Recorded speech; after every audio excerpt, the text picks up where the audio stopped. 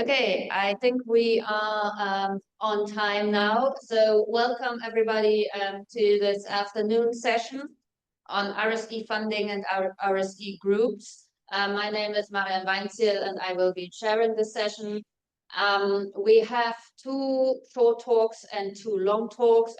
We will start with the two 15-minute talks. And the first speaker is Chue Hong talking about what support does research software need? Thanks, Marian, and sorry that I can't be there in person with you all, but I'm going to be giving some early lessons from the Research Software Maintenance Fund about what research software needs. So what is the Research Software Maintenance Fund? This is a £4.8 million fund run by the Software Sustainability Institute on behalf of UKRI, and it is a pilot for funding software maintenance. So the aims of the fund are to understand how to better fund software maintenance, including what kinds of activity should be prioritized, being able to support some key software used by the community, and being able to diversify the people and software that are supported by schemes like the Research Software Maintenance Fund to encourage a wider range of contributions. So for this fund, we have two rounds of funding. The first, which is taking place just now, which has both large awards, which are up to £500,000 for 2 years, and smaller awards up to £150,000 for 1 year. There will be a second round that will be launching later on this year, which will be just for small awards. So approximately 2/3 of the funding is going to be dispersed in this round. It's a two-stage process, so we asked for expressions of interest earlier this year, and then those who were successful were asked to put in full applications. And what I'll be doing is I'll be going through some of the things that we've learned from the expression of interest phase and provide some details perhaps that might help people who are thinking of applying in the future. And for those of you who are currently working on full applications, which are due in next Thursday, the best of luck to you all.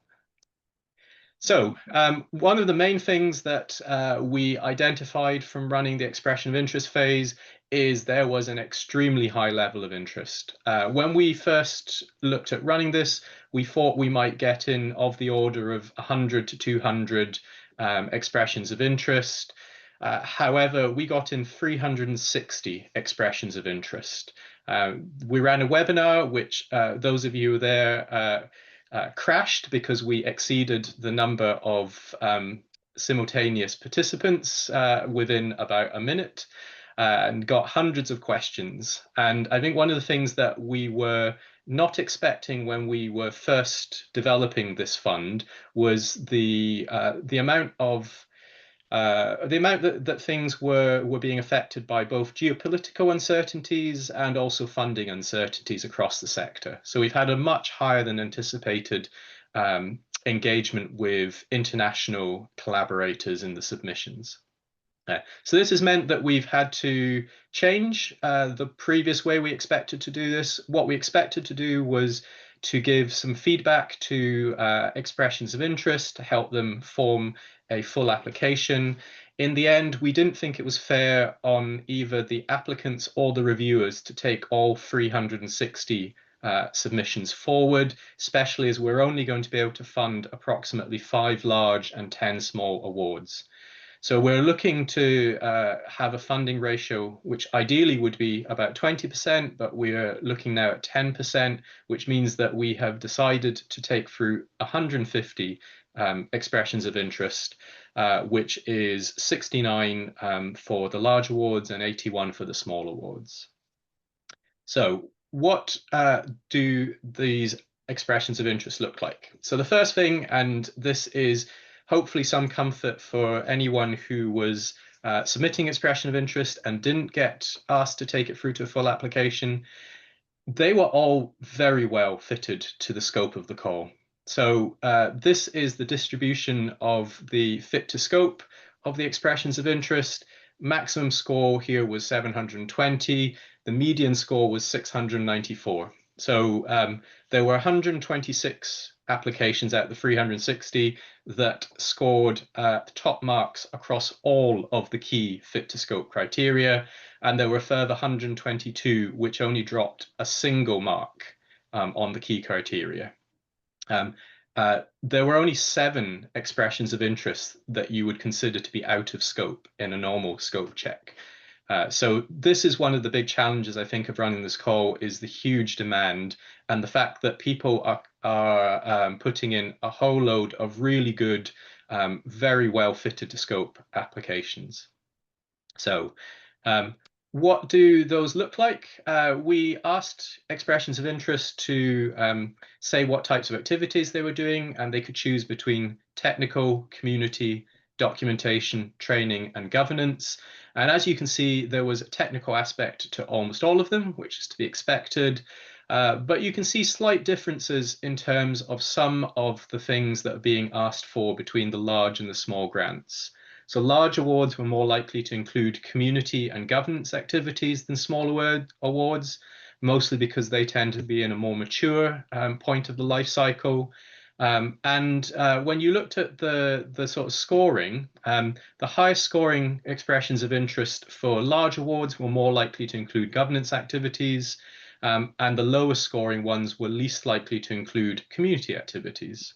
For the small awards, documentation was correlated with high scoring expressions of interest, and something that I haven't quite got to the bottom of was that low scoring expressions of interest were more likely to include training activities across all of the awards.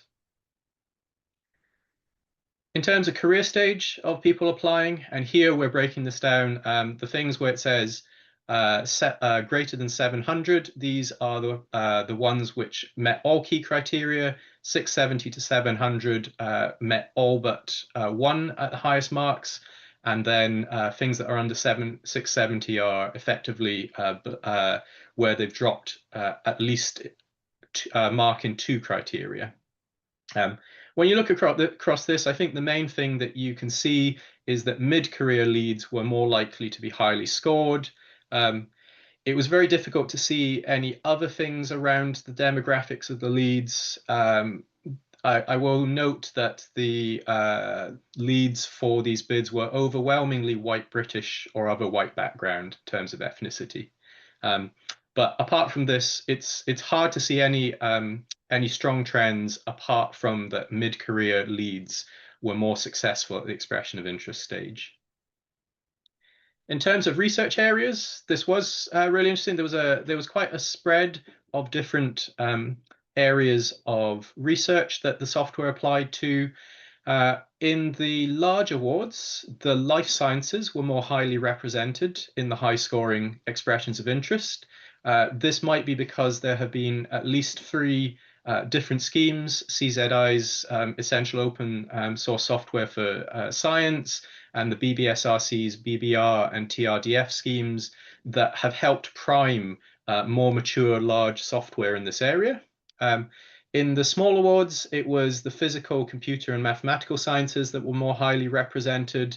And the thing that I think we are looking to address in future rounds of the Research Software Maintenance Fund is that social sciences and arts and humanities showed the largest drop-off and are therefore underrepresented in the applications that have gone to full application from this stage.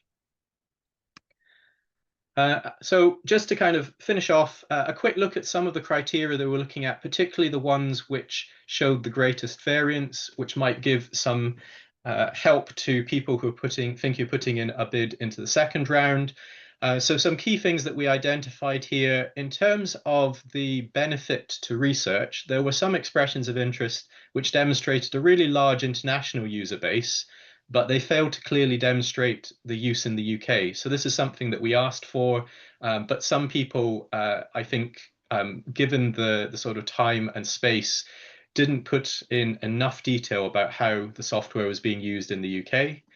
However, in general, we also asked for a landscape analysis, and this was very good. And it's really interesting to see overall the different sorts of software and how they're used. And we're hoping to take that information to provide a more detailed report later on. And in terms of the activities criteria, which is the one which had the most significant amount of variance, there were some expressions of interest which were lower marked because they had a very high level of novel development rather than things that were addressing technical debt.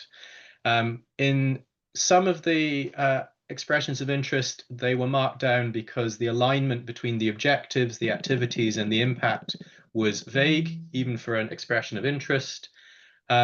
And in terms of the community feedback, that was the thing that had the most scoring variance. So in the lower scoring applications, what we saw was that the community communication mechanisms were very one way. So it was via a broadcast mailing list or documentation or an email address. The high scoring applications had ways of ensuring that users could have proper two-way or multi-way communication with the project. So there were all sorts of good ideas that came up there. So lastly, what are the kind of key takeaways from this? It's that the volume of applications are really evidencing the need for more programs to support sustainability of software, and we're working with funders to see if we can get more funding into the space. We do think that there might need to be more focus schemes to become more efficient and effective. However, we might get better engagement from the general schemes. And overall, I think it's really important that we understand how to provide additional support to improve the ability of some groups who are underrepresented to submit high quality applications. So I'll stop there and happy to take some questions.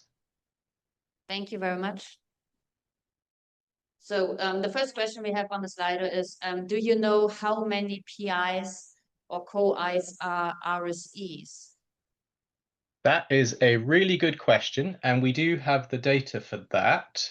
And I'm afraid I did not compile that for the talk.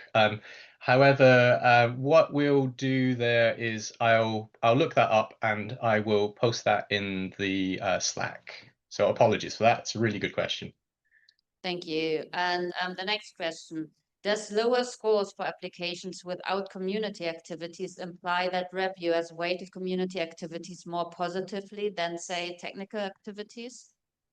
No, I think this is just the case that in a in something which small margins make a big difference. Here, all that's happened is that they have scored slightly lower on the community criteria, and that has caused them to drop significantly because in all other criteria, everything was very highly scored. So I think it just shows that it was the community criteria that had the most variability in terms of the quality of what people put in, rather than it being scored higher or lower proportionately to the other criteria. Okay, thank you. We've got lots of questions coming in now. I don't think we've got time for all of the questions. The highest scoring one is Jack's question. Did reviewers explore the SEFPRO repos as well as the paper applications? I recently reviewed a similar Helmholtz grant and found this aspect of reality could greatly change the overall review. So in this case, we were not asking the reviewers to closely look at repos for the expression of interest stage. However, this will be done for the full application stage. So people are being asked. The challenge here is that not all code bases are public. And therefore, we want to ensure that there is fairness in terms of what kinds of code metrics are used.